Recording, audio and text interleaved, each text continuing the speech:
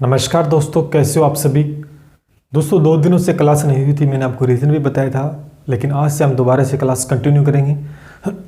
और आपका मारवाड़ का इतिहास चल रहा था, मेवाड़ हमने कर लिया था और चौहान वंश को भी हमने कंप्लीट कर लिया था। हो सकता है आज हम मारवाड़ को भी कंप्लीट कर ले, कोशिश रहेगी दोस्तों। तो दोस्तों मारवाड़ के इतिहास में हमने कहाँ तक पढ़ लिया था, मालदेव तक पढ़ लिया था। फिर हमने मालदेव के पुत्रों की चर्चा की थी कि ये पुत्र के नाम थे, बस वहीं तक हमने छोड़ दिया था। आज उससे आगे हम पढ़ने वाले हैं। दोस्तों वीडियो को लाइक करना, शेयर करना और हमारे चैनल को सब्सक्राइब कर लें। चलिए शुरू करते हैं।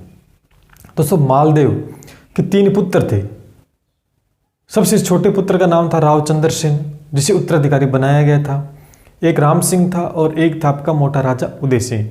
लेकिन सबसे पहले हम किसको पढ़ेंगे दोस्तों, मालदेव का जो पुत्र था रावचंद्र सेन को। क्यों? क्योंकि इसे सबसे पहले उत्तराधिकारी दोस्तों बनाया गया था। चलिए करें फिर। तो एक तरफ लिखते हैं रावचंद्र सेन। रावचंद्र सेन दोस्तों, रावचंद्र सेन से पहले ही प्रश्न पूछ सकते हैं, ये किसका पुत्र था दोस्तों। ये जो पुत्र था ये मालदेव का पुत्र था और सबसे छोटा पुत्र था मालदेव का। ठीक है दोस्तों, इसके बारे में कुछ बातें कही गई है रावचंद्र सेन के कि भी इसे भोला बिसरा राजा कहा जाता है। भोला बिसरा राजा कहा जाता है। एक और इस बोला जाता है मारवाड़ का प्रताप भी दोस्तों इसको कहा जाता है। क्यों कहा जाता है भी देखेंगे। इसे मारवाड़ का विस्तृत नायक भी दोस्तों कहा जाता है। और इसे एक और नाम बोला गया मारवाड़ का अग्रगामी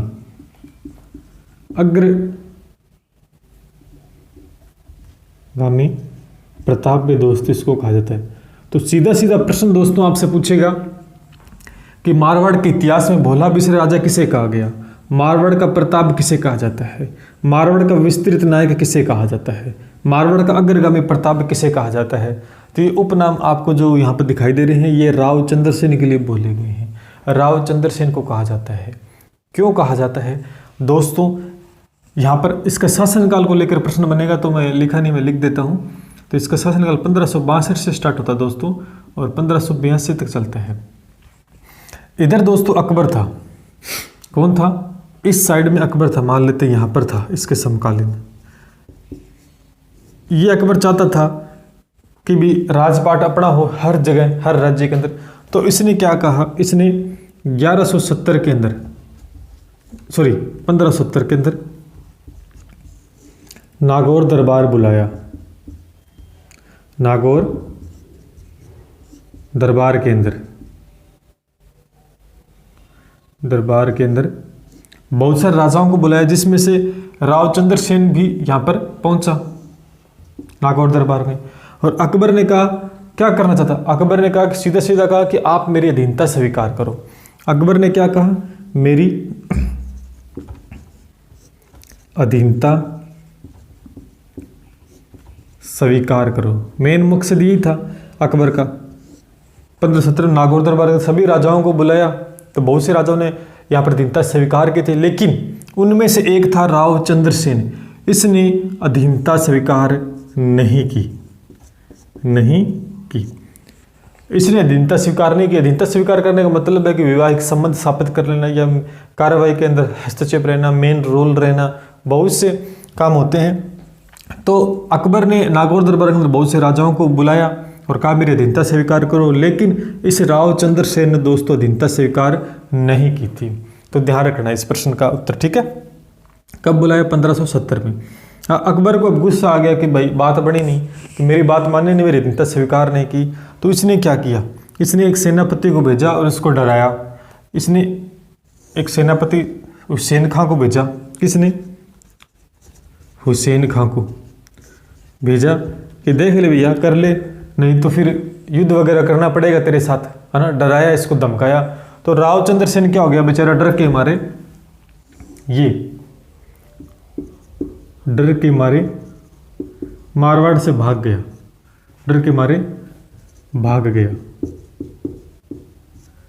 धमकी देते ही भाग गया कौन? उस अकबर ने अपने सेनापति हुसैन खां को भेजा रावचंद्र सेन के पास और कहा कि भाई तू मान जा मेरी बात को, नहीं तो मैं क्या करूंगा, मैं खालसा घोषित कर दूंगा। खालसा का मतलब होता है कि ऐसी भूमि जिसके ऊपर सीधा केंद्र सरकार का नियंत्रण हो। इसको धमकी दी, लेकिन ये डर के मारे भाग गया। ये भाग गया तो जोधपुर पर अधिकार किसका हो जाएगा? मारवाड़ में अकबर का हो जाएगा। तो भाग गया यहाँ पर। फिर उसके उपरांत उसके बाद जोधपुर पर अकबर का अधिकार हो गया। अकबर का अधिकार होएगा क्योंकि ये तो मैदान छोड़ के भाग गया। कौन? रावचंद्र सेन भाग गया और अकबर ने उस पर अधिकार कर लिया और जोधपुर में क्या कर दिया? खालसा घोषित कर दिया। खालसा घोषित कर दिया। खालसा का मतलब दोस्तों आपसे प्रश्न में पूछा जा सकता है। खालसा का अर्थ आपसे एग्जाम में पूछा जा सकता है दोस्तों, ऐसी भूमि जिसके ऊपर केंद्र सरकार का सीधा नियंत्रण हो, उसे हम खालसा घोषित करना कहते हैं। तो अकबर ने क्या किया? अधिकार तो कर ही लिया और वहां पर इसने तो धमकी दी थी कि मैं खालसा घोषित कर दूंगा। उसके डर के मारे ये भाग गया था, लेकिन अकबर ने वो बात सच कर दी। अधिकार तो कर ही लिया था जोधपुर पर और यहाँ पर जोधपुर में खालसा घोषित कर दिया था। लेकिन अकबर को क्या चाहिए था? रावचंद्र सेन चाहिए था, क्योंकि इसने मनमानी की थी, अपनी बात नहीं मानी। तो ये इसने अपने दो सेनापति उनको और भेजा, शाहबाज खां को, कि भी ढूंढो उसको। लेकिन रावचंद्र सेन फिर नहीं मिला। ये मिला नहीं, ये सिवाना की पहाड़ियों में चला गया था, भाग गया था और आगे भाग गया था। लेकिन 1581 के अंदर दोस्तों, 1582 के अंदर इसकी मृत्यु हो गई थी। ये सिवाना की पहाड़ी में जा छिपा था। वहां पर जाकर कुछ पता नहीं चला किसी को विस्तृत रूप से, लेकिन कहा जाता है कि 1582 में इसकी वहां पर दोस्तों मृत्यु हो गई थी। आई थिंक 1581 होगा दोस्तों, यहाँ पर ध्यान करना 1581 होगा, यहाँ पर भी 1581 करना, ठीक है, गलती से हो गया, 1581 होगा। तो 1581 के अंदर मृत्यु हो गई थी किसकी? रावचंद्र सेन की। तो भैया पहले जो मालदेव का सबसे छोटा पुत्र था जिसे उत्तराधिकारी बनाया गया था, उसका तो खेल खत्म हो गया। एक बार फिर देखेंगे दोस्तों किस तरह से प्रश्न पूछा जा सकता है। आपको ये भोला बिस्र राजा, मारवाड़ का प्रताप, मारवाड़ का विस्तृत नायक, मारवाड़ का अग्रगामी प्रताप रावचंद्र सेन को कहा जाता है। एक इसके शासनकाल को लेकर भी प्रश्न बन सकता है। फिर क्या कहेगा कि इधर इसका समकालीन अकबर था, नागौर दरबार बुलाया जिसके अंदर बहुत से राजाओं को बुलाया जिन्होंने अधीनता स्वीकार कर ली। उनमें से एक था राजा रावचंद्र सेन। इसने अधीनता स्वीकार नहीं की, इसने कहा सीधा मैं नहीं करूंगा। अकबर बड़ा गुस्से में हो गया, हुसैन का सेनापति को जाकर रावचंद्र सेन को बोला कि जा उसको डरा। तो उसने डराया, बोला कि हम खालसा घोषित कर देंगे जोधपुर को और हमें युद्ध की चेतावनी दे दी कि ये कर देंगे, तेरा नुकसान पहुंचा देंगे। तो ये वहां से डर के मारे, इसलिए इसे भोला बिस्र राजा कहा जाता है। क्यों? क्योंकि ये डर के मारे भाग गया था, भयभीत हो गया था, इसलिए इसे भोला बिस्र कहा जाता है। और मारवाड़ का प्रताप क्यों कहा जाता है? मारवाड़ का विस्र, क्योंकि इसने अधीनता स्वीकार दोस्तों नहीं की थी अकबर की, इसलिए इसे कहा जाता है। डर के मारे भाग गया। उसके बाद जोधपुर पर कौन अधिकार करेगा? अकबर ही करेगा, जगह तो खाली होगी, राजा तो रहा नहीं। और वहां पर उसने क्या कर दिया? खालसा घोषित कर दिया। तो तुरंत ये भाग गया सिवाना की पहाड़ियों के अंदर और वहां पर 1581 में दोस्तों इसकी मृत्यु होगी। मृत्यु के बाद में तो क्या होगा? रावचंद्र सेन का खेल खत्म हो गया। अब मालदेव का एक और पुत्र था, मोटा राजा उदय सिंह। अब उसके बारे में पढ़ते हैं। रावचंद्र सेन का तो कहानी होगी यहां तक। चलिए अब दोस्तों मालदेव का जो अगला एक और पुत्र था मोटा राजा उदय सिंह के बारे में पढ़ेंगे। इसे मोटा राजा की उपाधि दोस्तों किसने दी? अकबर ने दी थी। क्यों दी थी वो बताएंगे भी आपको। देखो दोस्तों, तो ये था मोटा राजा उदय सिंह। मोटा राजा उदय सिंह सबसे पहले ही प्रश्न पूछेगा शासनकाल को लेकर दोस्तों। देखो दोस्तों, जिसका प्रश्न पूछा जा सकता है उसके शासनकाल में करवा देता हूं। तो 1583 के अंदर ये मारवाड़ का शासन संभालता है और 1595 तक ही करता है। कोई विशेष इसका योगदान नहीं था। थोड़ी सी बात इसके बारे में जाननी है दोस्तों कि जो मोटा राजा की जो उपाधि दी थी ये किसने दी थी? आपसे प्रश्न ये बनेगा। तो आपको ध्यान में रखना अकबर ने क्यों दी थी? कुछ विशेष काम किया था तभी तो दी थी। एकमात्र राजा था मारवाड़ का, एकमात्र मारवाड़ का राजा था जिसने अकबर की, समझ गए होंगे आप सब, अकबर की क्या कर ली, अधीनता स्वीकार कर ली, अधीनता स्वीकार कर ली, तथा मुगलों के साथ वैवाहिक संबंध स्थापित कर ली, वैवाहिक संबंध बनाए या किए। यानी इसके एक पुत्र थी जगत गोसाई, इसकी पुत्री थी दोस्तों कौन थी, जिसे जोधाबाई के नाम से जानते हैं, जगत गोसाई के नाम से भी दोस्तों जानते हैं। इसका दूसरा नाम आपसे प्रश्न में पूछा सकता है, जोधाबाई का दूसरा नाम बताइए, जगत गोसाई का दूसरा नाम। यानी इसका विवाह किससे करवा दिया, जहांगीर से, जो कि मुगल था। ये किसका पुत्र था, ये दोस्तों शाहजहां का पुत्र था। समझ में आ गई कहानी। क्योंकि अकबर की इसने अधीनता स्वीकार कर ली थी, इसीलिए खुशी से अकबर ने इसी उपाधि, मोटा राजा की जो उपाधि है वो दोस्तों उदय सिंह को दी थी। यहाँ पर जगत गोसाई इसकी पुत्र थी, उसके बाद जहांगीर यानी मुगल था, उस मुगल किसका पुत्र था, जहांगीर, शाहजहां का वैवाहिक संबंध स्थापित कर लिया। बस इतनी बात ही इतिहास में आपको यहाँ पर मोटा राजा उदय सिंह के बारे में देखने को मिलती है। और यहाँ पर बस कुछ विशेष बात नहीं, 1595 में दोस्तों इसकी मृत्यु हो जाती है, बस खेल खत्म हो गया। लेकिन इसका पुत्र थे, पुत्रों के बारे में कुछ इतिहास हमें पढ़ना पड़ेगा, उसके बारे में इम्पोर्टेंट है, तो ये थोड़ा नोट कर लीजिए दोस्तों आप इसको। अगर कर लिया तो थोड़ा सा मैं बता देता हूँ दोस्तों, यही बता देता हूँ। चलिए दोस्तों, इसका पुत्र था सूर सिंह, ध्यान करना, इसका पुत्र कौन था, सूर सिंह था।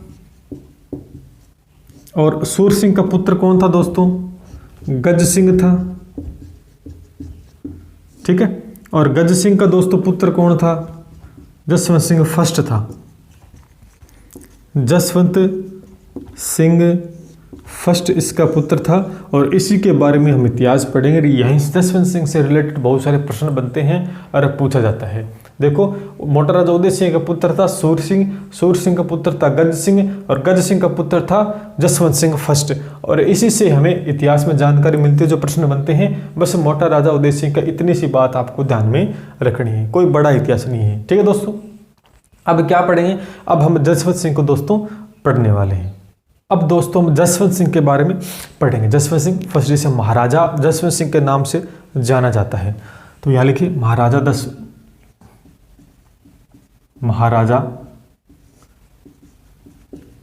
जसवंत सिंह फर्स्ट। पहला ही प्रश्न पूछेगा दोस्तों शासनकाल को लेकर, तो लिख दे 38 से 1678 तक, ठीक है दोस्तों।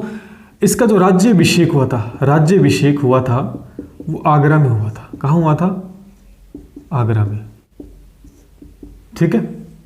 और इसे जो महाराजा की उपाधि दी थी, ये जो महाराजा की उपाधि है दोस्तों, ये किसने दी थी, शाहजहां ने दी थी। लेकिन एक विशेष बात दोस्तों यहां हुई थी कि शाहजहां के 4 पुत्र थे, जिसमें से 2 पुत्र मेन थे, 2 पुत्र मेन थे यहां पर। एक तो दोस्तों कौन था, दारा शिको है, दारा शिको है, एक तो पुत्र ये था, एक था औरंगजेब। 4 पुत्र थे, लेकिन इसके बारे में हम औरंगजेब, थोड़ा गलत लिख दिया गया, ठीक है, औरंगजेब, ये शाहजहां के पुत्र थे। लेकिन जब भी कोई युद्ध होता तो युद्ध के अंदर दोस्तों, युद्ध में साथ कौन देता, दारा शिको। यानी जसवंत सिंह जब भी कोई युद्ध करता उसमें साथ कौन देता, हमेशा ये दारा शिको जो शाहजहां का पुत्र था, ये इसने हमेशा इसका साथ दिया था। लेकिन इस बात से इस औरंगजेब को चीड़ थी, ये जलता था इससे कि भाई ये साथ इसका देता है तो भाई नहीं बात। फिर आपस में दोनों का युद्ध होता है, जो कि बड़े फेमस हुए और जहां से प्रश्न सीधा सीधा एग्जाम में पूछा जाता है। पहला युद्ध होता है दोस्तों, ध्यान करना, फर्स्ट युद्ध होता है जिसे धर्मत का युद्ध दोस्तों बोला जाता है। धर्मत का युद्ध कब हुआ, ये ध्यान में रखना है। धर्मत का युद्ध होता है, ये होता है दोस्तों आपका 1658 में होता है। कहाँ होता है दोस्तों, ये होता है दोस्तों आपका एमपी के अंदर होता है। कहाँ होता है, एमपी में। किसके बीच होता है, ध्यान करना, ये आपका दारा शिको है, एक दूसरे की जलन की वजह से हुआ औरंगजेब के बीच में होता है, लेकिन इसमें जो विजय होता है वो औरंगजेब होता है। तो आपसे प्रश्न सीधा सीधा पूछेगा कि धर्मत का युद्ध किसके बीच हुआ, दारा शिकोह है या औरंगजेब के बीच हुआ, जिसमें विजय किसकी होती है, औरंगजेब की। और 1658 में कहाँ लड़ा गया, एमपी के अंदर धर्मत के। तो सीधा सीधा प्रश्न पूछेगा, कुछ घुमा के नहीं पूछेगा। लेकिन बात बनी नहीं। फिर दूसरा युद्ध होता है यहाँ पर सामूगढ़ का युद्ध। सामूगढ़ का युद्ध ये भी दोस्तों 1658 में होता है। कहाँ पर होता है, कोटा के अंदर। कहाँ होता है, कोटा में होता है। और किन के बीच, बस वही दोनों आदमी एक दोबारा से करेंगे, दारा शिकोह है प्लस में औरंगजेब। फिर वापस किसकी विजय होती है, औरंगजेब की ही विजय होती है। ये विजय होगी, लेकिन ये बात बनी नहीं, दोनों ने फिर युद्ध कर लिया आपस में। लेकिन फिर एक तीसरा युद्ध और होता है इतिहास में, जिसे दोराई का युद्ध बोला जाता है। दोराई का युद्ध ये दोस्तों होता है 1559 के अंदर अजमेर में होता है। कहाँ होता है, अजमेर में होता है। किसके बीच होता है, ये दोनों ही लड़ेंगे। दोनों के बीच में 3 युद्ध फेमस हुए और सीधे सीधे प्रश्न पूछे जाते हैं। दारा शिकोह है प्लस में औरंगजेब में, औरंगजेब। और तीनों में विजय किसकी प्राप्त हुई, औरंगजेब को प्राप्त हुई। इसी बीच औरंगजेब ने हार मान के क्या कर दिया, इस दारा शिकोह को तीसरे युद्ध के बाद में इसे बंदी बना लिया। इसे बंदी बना के सरिस्का के अलवर में सरिस्का के अंदर कैद कर दिया दारा शिकोह। वहाँ पर इसकी यहाँ पर 1678 में दोस्तों इसे नीचे लिखा नहीं जाएगा, ठीक है, ठीक है। ये आप नोट कर लें। थोड़ा सा मैं इसको हाँ यहाँ लिख देता हूँ स्टार बनाकर। तीसरे युद्ध के बाद में, तीसरे युद्ध के बाद अलवर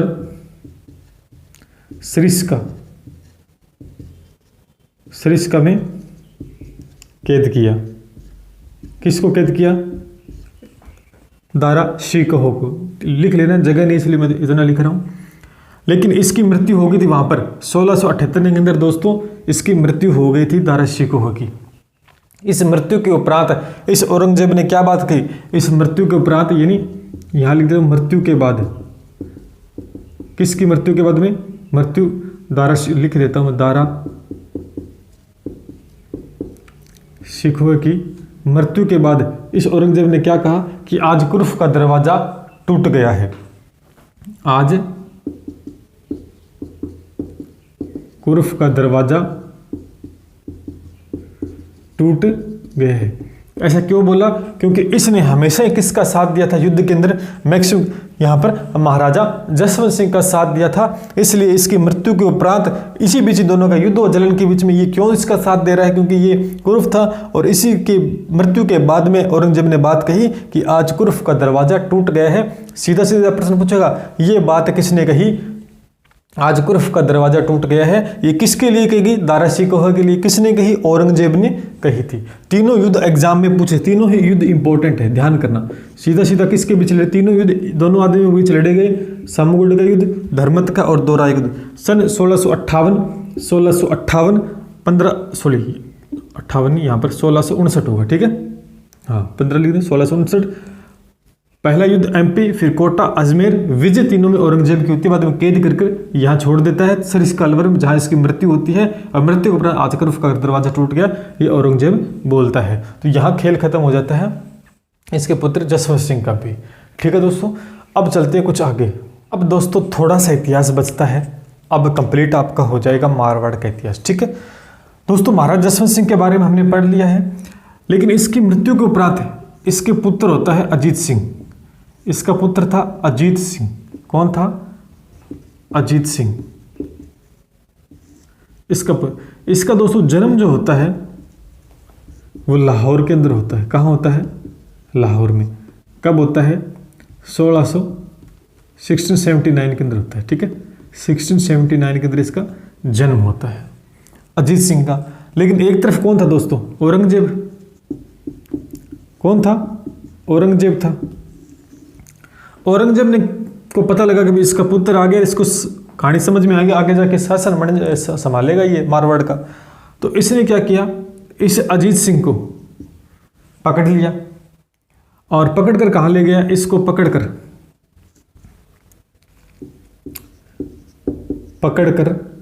दिल्ली ले गया। कहाँ पे ले गया अजीत सिंह को, छोटा ही था बेचारा, इसको पकड़कर कहाँ ले गया अजीत सिंह को, दिल्ली लेके चला गया और बोला कि तुम इस्लाम को कबूल करो। और क्या बोला औरंगजेब ने बोला इसको कि इस्लाम को कबूल करो, इस्लाम को कबूल करो, वरना वही होगा जो तुम्हारे पिता के साथ में हुआ था। ठीक है। तो इस्लाम को, लेकिन औरंगजेब ने सोचा कि बात बढ़ेगी नहीं ऐसे। तो औरंगजेब फिर इसको मारना चाहता था, औरंगजेब इसको मारना, दोबारा से एरो बना के लिए, उसके उपरांत और इसको मारना चाहता था कि मार देते हैं इसको, ये तो मानेगा नहीं, है तो उन्हीं का बेटा। तो धमकी दी, बोले धमकी से काम नहीं बढ़ा। उसके बाद मैंने सोचा इसको मैं मार देता हूँ। लेकिन इतिहास में एक महिला थी गोरादह। कौन थी? गोरादह। ऊपर लिख दे, एक महिला थी गोरादह, स्टार बना के लिख देता हूँ। एक महिला थी मारवाड़ की थी गोरादह। गोरादह को पता लगता है कि औरंगजेब इसको मारेगा। इस गोरादह ने क्या किया, अजीत सिंह को, यहाँ लिख देता हूँ, इस अजीत सिंह को बचाया, इसको बचाया और बचाकर दुर्गादास राठौड़ को सौंप दिया। सौंपा किसको?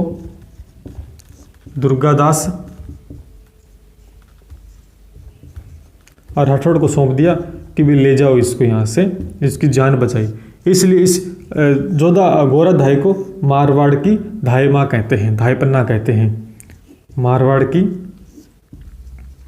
धाई पन्ना के नाम से भी इसे जाना जाता है। तो सीधा प्रश्न आपसे पूछेगा धाई माँ पन्ना, धाई माँ पन्ना लिखना है, धाई पन्ना लिख दिया। धाई माँ पन्ना कहा जाता है किसे? गोरादह, क्योंकि इसने इस अजीत सिंह को बचाया था औरंगजेब से, क्योंकि इसको तो मारना चाहता था। और दुर्गादास राठौड़ को सौंप दिया कि इसको ले जाओ। जब इसको लेके गए मारवाड़ में, तो बहादुर शाह फर्स्ट ने इसे मारवाड़ का शासक भी स्वीकार दोस्तों कर लिया था। तो ये कहानी होती है दोस्तों मारवाड़ के इतिहास में। अब कुछ छोटी-मोटी चीज़ें हैं जो आपको पढ़ लेनी है, बस उसमें से प्रश्न बन जाएंगे। कोई आगे इतिहास लंबा चौड़ा कोई इतिहास बचा नहीं आपका मारवाड़ के इतिहास में। संपूर्ण इतिहास मैंने आपको करवा दिया था, जहाँ से प्रश्न बनते हैं। लगभग 1-2% चीज़ें रह गई होंगी, बाकी सब मैंने करवा दिया आपको। तो अजीत सिंह चला जाता, मारवाड़ में शासन संभालता है। आगे को छोटी मोटी बातें होती हैं जो कि विशेष के प्रश्नों में नहीं पूछी जाती हैं। तो यहीं तक हम मारवाड़ के इतिहास को पढ़ेंगे। और आज आपका मारवाड़ का इतिहास दोस्तों कंप्लीट हो गया है। मेवाड़ हो गए हैं, मारवाड़ हो गए हैं, चौहान वंश हो गए हैं। तो अच्छे से आपने नोट्स बनाए होंगे, उम्मीद करता हूँ। कहीं पे भी कोई डाउट अगर लगता है तो कमेंट करके दोस्तों पूछ सकते हैं। चलिए फिर लाइक, शेयर और सब्सक्राइब कर लीजिएगा। मिलते हैं। जय हिंद, जय भारत।